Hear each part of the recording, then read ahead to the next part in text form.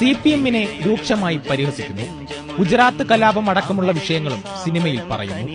പാരമ്പര്യത്തിന്റെ തണലിൽ ഊറ്റം കൊള്ളുന്ന വർഗീയതയുമായി കൈകോർക്കുന്ന നേതാക്കളെ അടക്കം വിമർശിച്ച് കോൺഗ്രസിനും കണക്കിന് കൊടുക്കുന്നുണ്ട് എമ്പുരാൻ.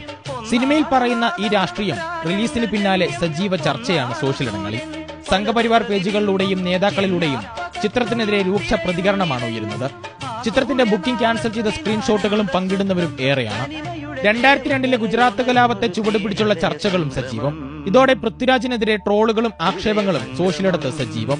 ഇടതു നേതാക്കളെ വാഴ്ത്തുന്ന തിരുവാതിരപ്പാട്ട് ഇടതു പേജുകളെയും ചൊടിപ്പിക്കുന്നു. അധികാരത്തിനു വേണ്ടിയും കേസുകളിൽ നിന്ന് ഊരാൻ വേണ്ടിയും മറുകണ്ഠം ചാടുന്ന കോൺഗ്രസ് നേതാക്കളെയും പൊള്ളിക്കുന്നുണ്ട് മുരളി ഗോപിയുടെ എഴുത്ത്.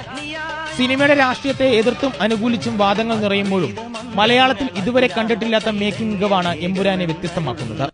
ആരാധകരെ ആവേശത്തിലാക്കി എമ്പുരാൻ ബോക്സ് ഓഫീസ് റെക്കോർഡിലേക്കുള്ള കുതിപ്പിലാണ്.